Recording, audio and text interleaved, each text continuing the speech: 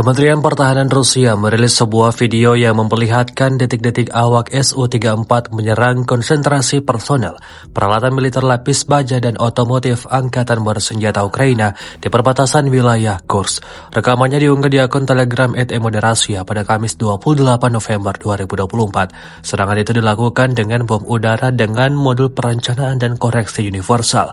Rentetan serangan udara dapat dipastikan membuat kelompok militer Ukraina alami kerugian besar. Diketahui sampai saat ini, kekuatan tempur Angkatan Udara Rusia belum bisa diimbangi militer Ukraina. Lebih dari 1.000 hari invasi Rusia Ukraina berlangsung, belum juga ada tanda-tanda perdamaian di antara kedua kubu tersebut.